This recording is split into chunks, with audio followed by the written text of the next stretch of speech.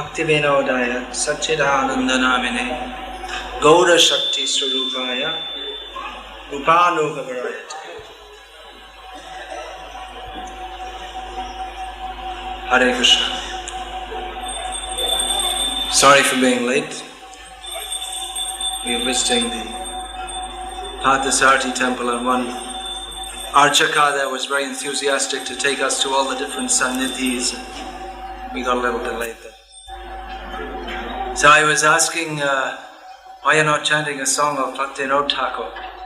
Why Narottam Das? But actually it's very similar mood. Narottam Das and Bhaktivinoda Thakur.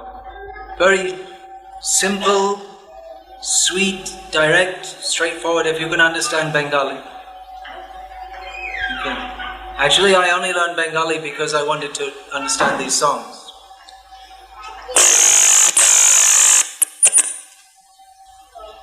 It could be said, however, that Bhaktivinoda Thakur's songs, there's a lot more philosophical analysis in the songs of Bhaktivinoda Thakur than in the songs of Narottam Das. Very full of feeling and description of the Lord, it fully expresses the moods of a devotee of the Lord. So Bhaktivinoda Thakur, what is his contribution here? In South India there are many great acharyas who are very well known. That culture is very strong here too. Tamil translation is required. Last week it was done at the back. You're going to go on like that? Yeah. தமிழிலே கேட்க விருப்பமுள்ளவர்கள் அதைத்தான் புரிந்து கொள்ளக்கூடியவர்கள் பின்னாடி உட்கார்ந்தால் சௌகரியமாக இருக்கும். பின்னாடி பேசலாம்.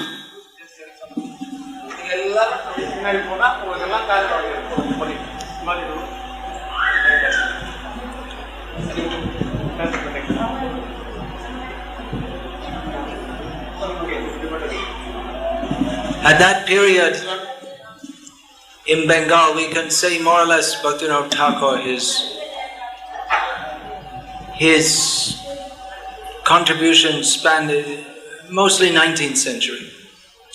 And then he lived in this world up until 1914, but the last few years he was more or less fully retired. Please don't lean on the Vyasa, sir. Okay. So that period, the 19th century, towards the end of the 19th century, beginning of the 20th century, the Bengalis, they are proud of the prominent personalities who emerged at that time from Bengal. That time the capital of British India was in Bengal, and the British had especially put emphasis on educating in Western education Bengalis. So many of the prominent people in India at that time came from Bengal, and their names are well known even today. Some of the great religious, or from the Vaishnav standpoint, which means the actual standpoint, irreligious leaders of the age. Especially there was one, Gadadhar Chattopadhyay, who's otherwise known as Ramakrishna, and his most prominent disciple in bringing misfortune into the world, Swami Vivekananda, and Aurobindo Ghosh in the secular field. Actually, they're all in the secular field, they're not in the spiritual field. So there's Jagadish Chandra Bose. So there are so many Bengalis whose names are well known up to the present day, but unfortunately Bhaktivinoda Thakur is not well known among Bengalis in general. It's most unfortunate. He is much greater than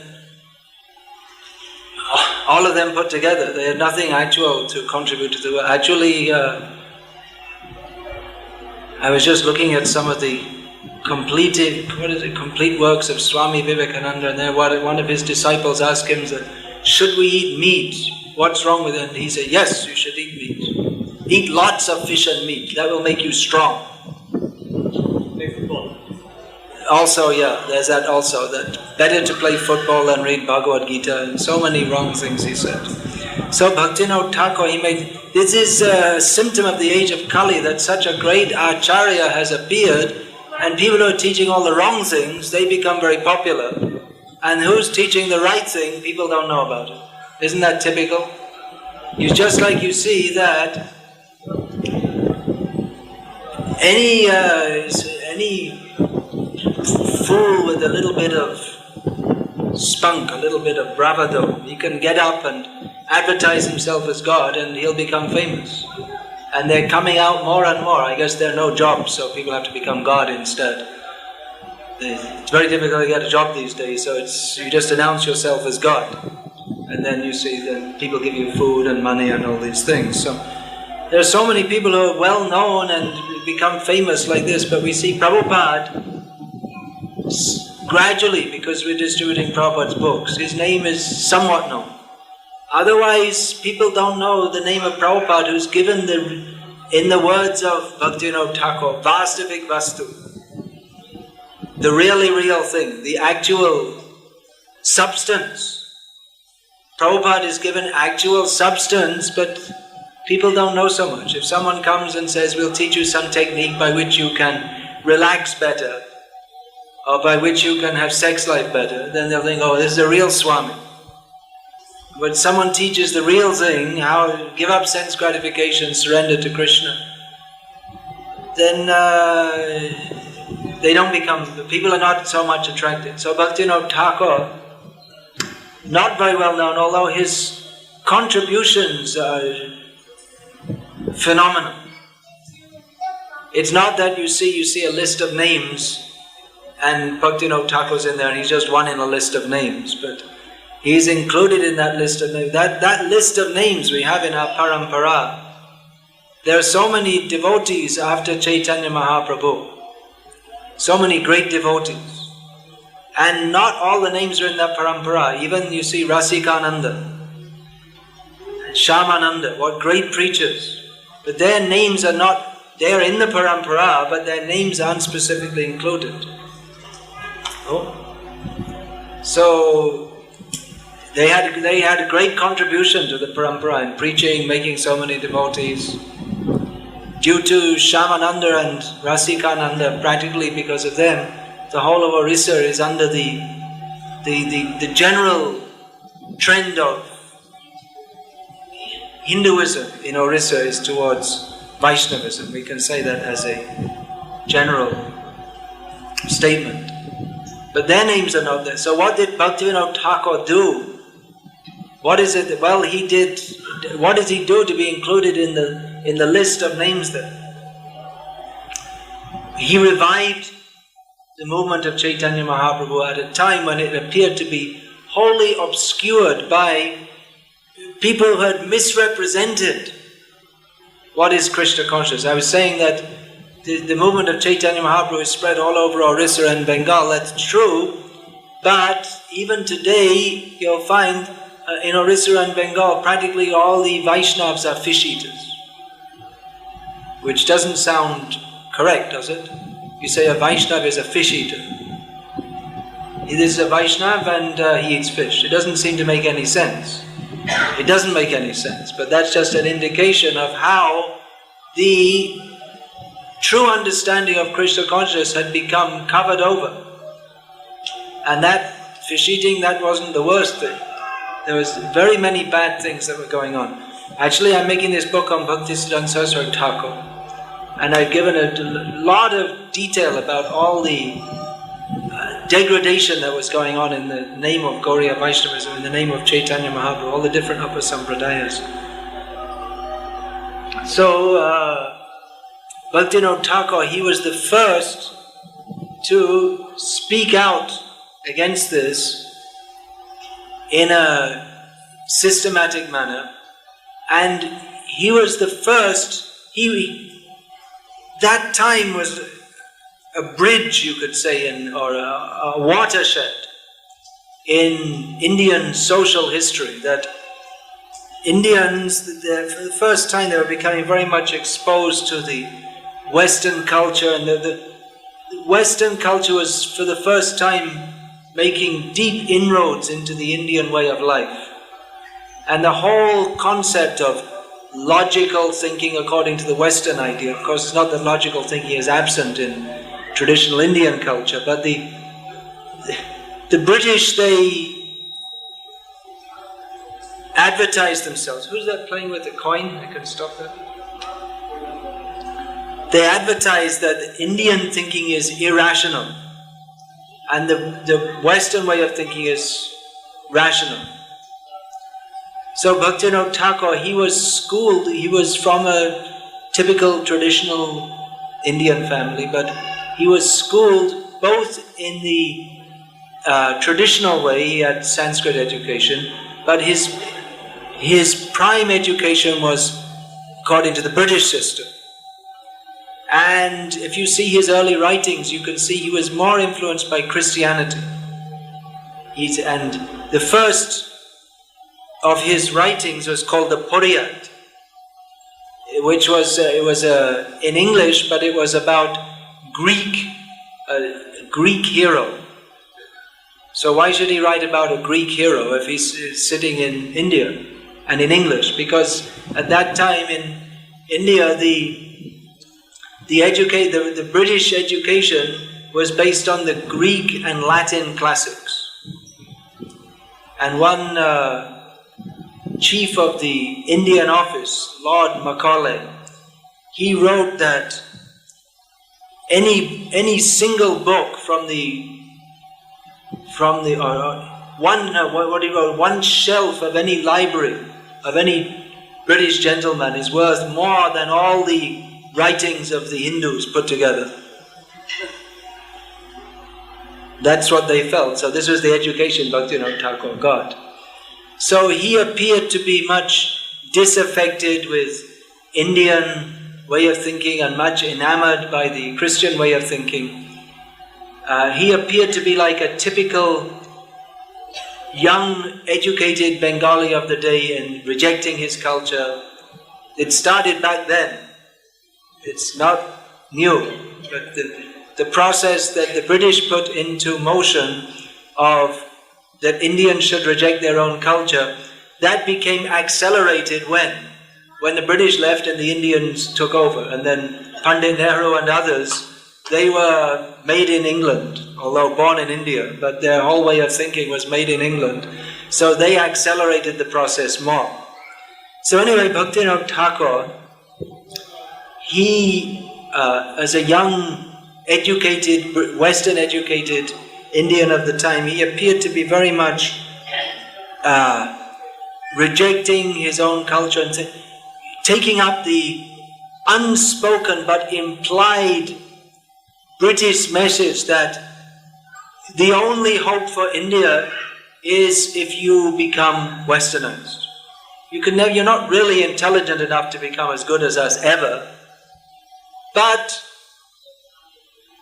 if you become Western educated, then you'll become qualified to lick our boots.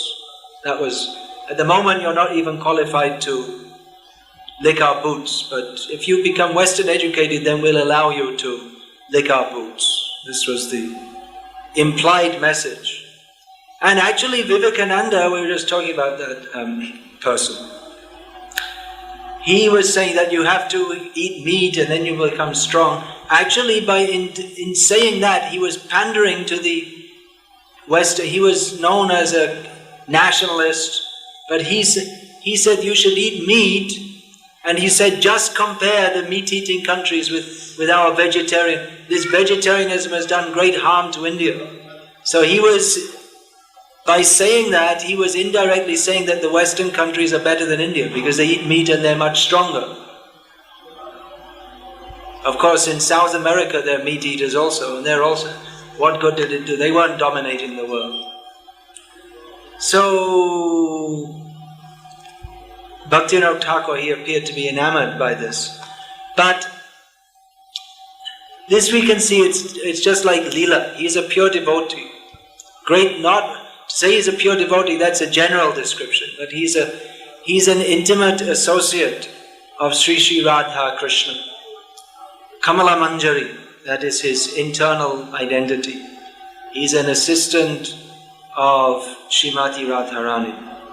So, as a pastime, he appeared to be enamored by the Western way of thinking. But then when he came across Chaitanya Bhagavat, and he came across Srimad Bhagavatam and read that, and then he became convinced that this is the Vastavik Vastu, this is the real thing. This is far more advanced than anything that Christianity has to offer. So then he studied Sanskrit more so he could have more access to that. And he read Chaitanya Bhagavat, and he wrote such books.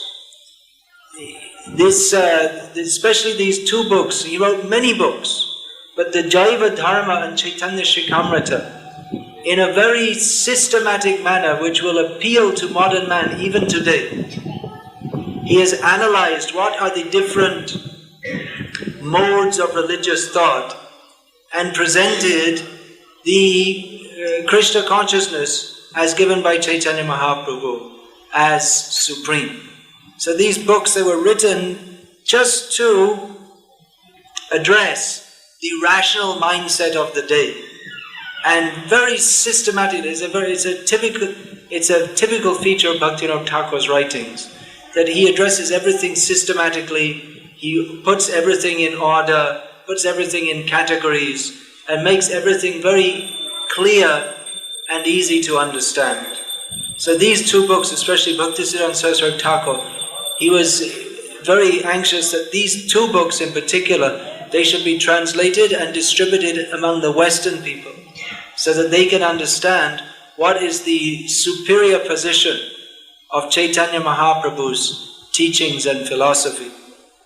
So those books, and he wrote many other books, his songs especially, apart from these two exegetical books, these exegetical in the sense that they present the philosophy of Srimad Bhagavatam in a systematic manner. He also presented Srimad Bhagavatam, he took 1,000 verses and presented in different categories. What is the message of Bhagavatam? It's just like, you know this Anvaya, when you take this Sanskrit verse and then you take the words out and you put them in order, so it's easy to understand. So like that, he took the whole Bhagavatam, took 1,000 verses, gave a little commentary, Bhagavat Arkamarichi Mala.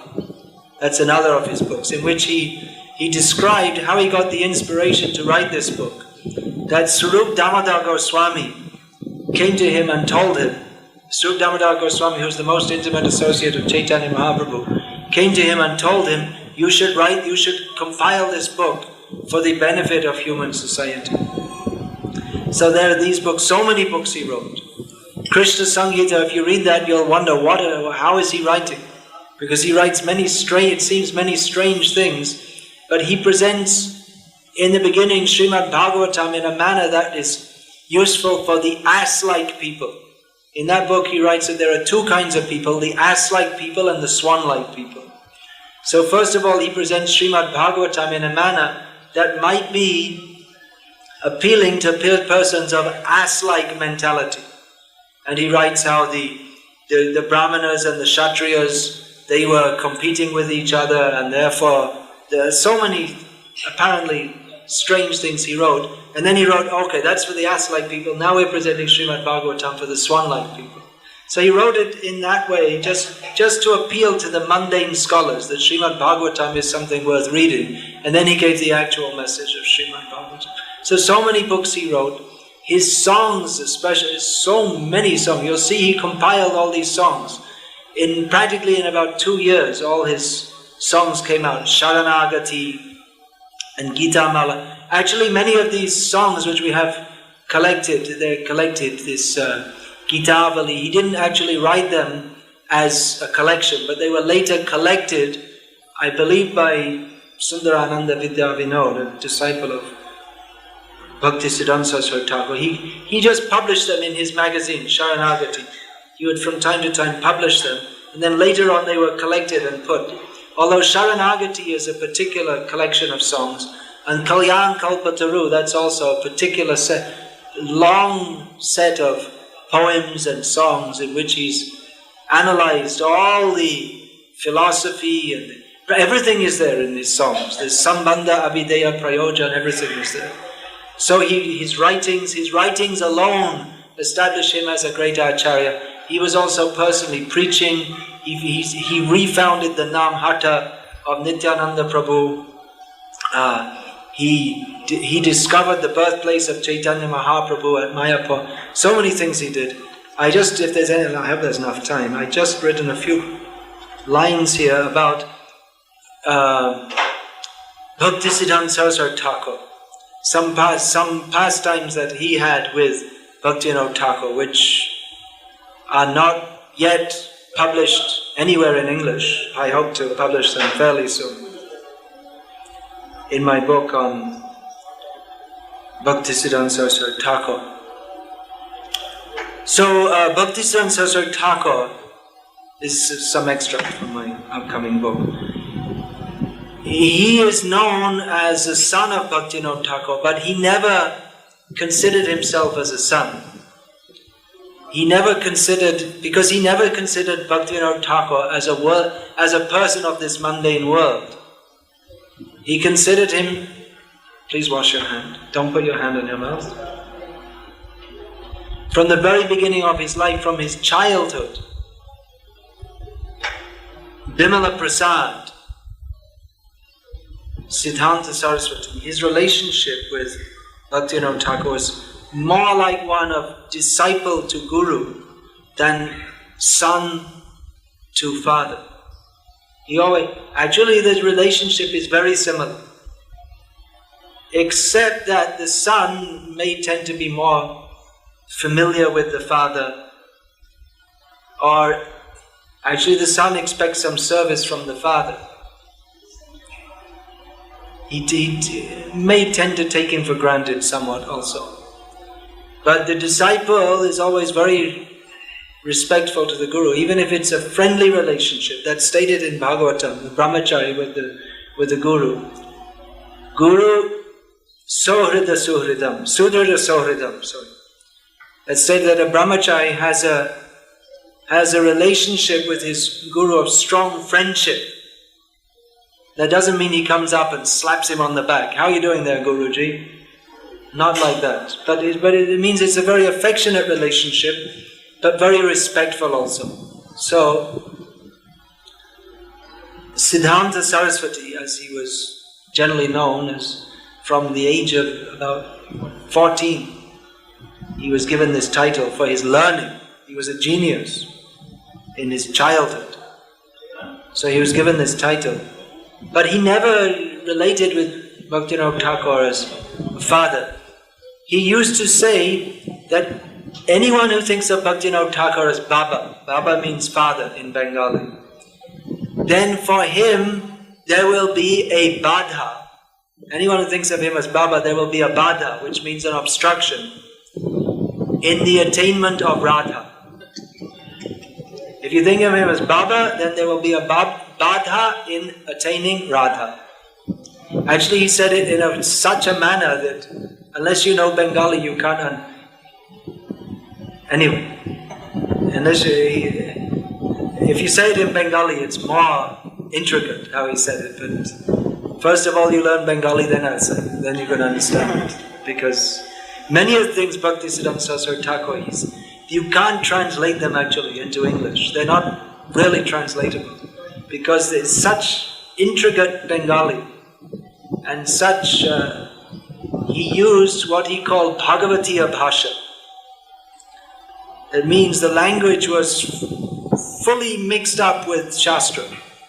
So unless you know Shastra, you can't understand what he said. Just like, for instance, he would refer to Dvitiya Biniveshata Janita Bhai, which means that fear which is brought about by absorption in the secondary attitude. This is taken from Dvayam Dvitiya Bhiniveshatasya, from a Bhagavatam shlok. So unless you know the Bhagavatam shlok and what it means, you can't understand at all what he's talking about. So very complex language he used. Anyway, just as a son should serve his father, or a disciple should serve his guru, so Saraswati Thakur used to serve Bhaktivinoda Thakur. Even though Bhaktivinoda Thakur, he had so many sons, he had 13 sons, and he had servants also, hired servants, because he was a babu, he was a respectable gentleman of. He attained the highest position that any British would allow an Indian to take in the government service. He was a magistrate. So he was, anyway, his family had land. So he was coming from a rich family, Zamindar's family. So he had his own paid servants. Actually, paid in those days, they didn't pay them, they maintained them. That was a different system in those days. And he had his own, just like a disciple, Krishnadas Babaji was there to serve him in all respects. But anyway, Siddhanta Saraswati would serve his father by fanning him like this. Nowadays you just turn on the fan, but in those it was fanning, sometimes all night. The disciples, they would fan their guru all night, because it's hot. You have to serve the guru. That was the idea. Bringing him water to drink and all these things.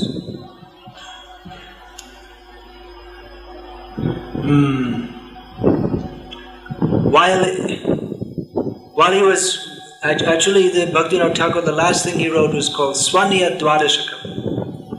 12 verses in which he outlined what are his activities and what are his goals of life. So this was in 1910, and then he became severely paralyzed. And they took him to Calcutta. He was in Godrum, Surupganj. They took him to Calcutta and gave him all kinds of treatment, but it didn't work. Actually, his paralysis, Bhaktisiddhanta Saraswati Thakur analyzed, this was his Leela also. He wasn't suffering from paralysis, actually, but he was merged, for the last 4 years of his life, he was simply merged in smaranam, in thoughts of the Lord. And that he wasn't, he didn't speak with it, he couldn't speak, he couldn't move, but then sometimes he would speak when he wanted to. Rarely, but so for 4 years he was incapacitated, but just very rarely he would say something when he wanted to, but mostly he was pretending to be paralyzed. So then he didn't have to talk to anyone, he didn't have to, he would be absorbed in thinking of the Lord. So this condition endured, and it seemed that he was about to leave this world. It appeared that he was very sick and he was about to leave this world. So certain envious persons, they started propagating that just see, this Bhaktivinoda Thakur, he made so many offenses to Vaishnavas by criticizing the caste Goswamis and the Sahajiyas and the fish eaters, because he criticized. He was somewhat polite compared to Siddhanta Saraswati. For Siddhanta Saraswati, he didn't care about being polite. He was just absolutely open. This is bogus. Anything was bogus, he would immediately come out like fire against it. So Bhaktivinoda Thakur, he had criticized so many wrongdoings that was going on in the name of Lord Chaitanya. And so when he became sick like this, certain envious persons made propaganda that now he is getting the results, karmic results of his offenses. So seeing this, Siddhanta Saraswati came to his bedside and he said to him that you please stay with us for some more days and preach the gospel of Chaitanya Mahaprabhu more. In this way, even those ignorant rascals who are now criticizing you, they may also be benedicted.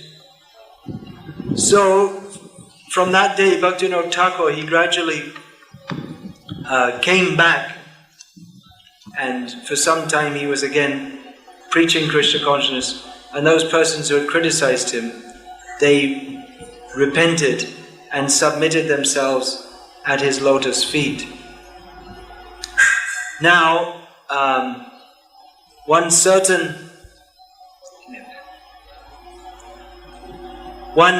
caste Goswami went to visit Gaur Kishore Das Babaji Maharaj, who was staying in Navadip, and Bhaktivinoda Thakur was at that time staying in Calcutta. So Gaur Kishore Das Babaji Maharaj asked that caste Goswami. Caste Goswami means those who, anyways, they were gurus by family connection. So they considered that we should only be the gurus because we are descended from an associate of Chaitanya Mahaprabhu.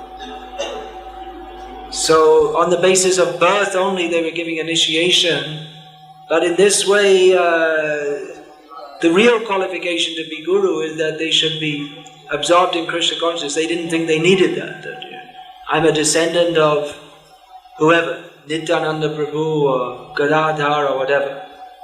And in this way they made themselves gurus. So Bhaktivinoda Thakur was against this. One caste Goswami went to visit Gaur Kishore Das Babaji Maharaj in Navadvip, and Gaur Kishore Das Babaji Maharaj said, when you go to Calcutta, please visit Bhaktivinoda Thakur and tell him not to remain in the place of Kali. Don't remain in Calcutta. That is Kali Sthanam. That is the place where Kali Maharaj resides. So this caste Goswami, he went to Bhaktivinoda Thakur and relayed this message. So Bhaktivinoda Thakur asked him that when you see Gaur Kishore Das Babaji Maharaj, you please convey my blessings to him and tell him that where I reside is not the place of Kali.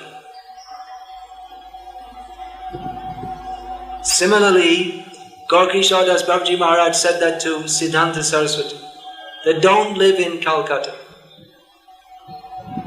So Siddhanta Saraswati told this once in a lecture in Calcutta. He told his disciples that my Guru Maharaj told me not to live in Calcutta. He said it in a lecture in Calcutta. So he said that actually I never lived in Calcutta. I never lived there. Where I live is not Calcutta. I am surrounded by all of you. You are all devotees. So how can this be the place of Kali? This is the spiritual world. So that caste Goswami, Siddhanta Saraswati used to, when he was in Calcutta, he would just sit by Bhaktivinoda Thakur, just chant. He would go on chanting. Because during this time, this was the time of Shatakoti Nam Japa Yajna. He had made a vow to chant 100 crores of the holy names. So this took him 9 years, and mostly he was in Mayapur, but sometimes he would come to Calcutta also, but he would be sitting by Bhaktivinoda Thakur chanting continuously. So that caste Goswami asked the Siddhanta Saraswati, what does he mean? What does he say? I don't live in Calcutta. This is Calcutta. He was living in Bhakti Bhavan, was the name of his house. Bhaktivinoda Thakur made at Maniktala Street in Rambagan in Calcutta. So what is this? You're living in Calcutta. So then Siddhanta Saraswati explained to him from a song of Narottam Das that Jotha Vaishnav Gan Shesh Than Vrindavan. Where there is a Vaishnav, that place is Vrindavan.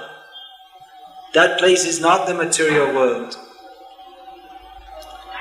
So he then said, Siddhanta Saraswati said to the caste Goswami that most people who go to visit Gaur Kishore Das Babaji Maharaj, they do so making a show of taking sadhu sangha, but they're not really willing to accept his instruction.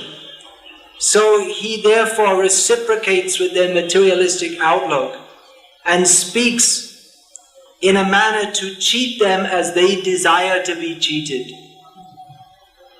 You want to be cheated? You came to me wanting to be cheated? You want me to give you some materialistic benediction? Okay, take it. But it's only to those persons who approach him in full surrender does he open his heart and reveal the truth. Shortly thereafter, actually there are many things, but it's not here in this extract. This Bhaktivinoda Thakur, he once told Siddhanta Saraswati that after I leave this world, most of my followers, they will deviate from me. So later on in a letter, Bhaktivinoda Thakur, he wrote to certain persons who were deviated from him, they were followers of Bhaktivinoda Thakur who had deviated from Bhaktivinoda Thakur. How are we doing for time? We're supposed to finish? So, Bhaktivinoda Thakur, they accused Siddhanta Saraswati of being deviated from Bhaktivinoda Thakur. But Siddhanta Saraswati wrote in a letter to one of these persons that Bhaktivinoda Thakur told me that most of my followers will deviate from me, and he said, I never told this to you before because I didn't want to hurt you. But actually he told me this in another lecture which was written as an essay. He said, Siddhanta Saraswati wrote that there are many persons who they consider themselves followers of Bhaktivinoda Thakur, and some of them have even memorized all his teachings. They could quote all his books, but they don't understand any of it. So there are many persons who consider them his followers, but they don't understand actually what are his teachings. To understand his teachings, you have to associate with a pure devotee, which means himself. He wrote also in another essay in the Harmonist magazine, he wrote that simply to have many followers is not the sign of the success of a religious organization. He said, because a true prophet is actually understood by very few of those who claim to be his followers. So Bhaktivinoda Thakur, this way Bhaktisiddhanta Saraswati Thakur was saying that many people who call themselves his followers, they didn't actually understand him. If we have to understand Bhaktivinoda Thakur, we have to understand him through Bhaktisiddhanta Saraswati Thakur. And in the parampara which is coming down like that.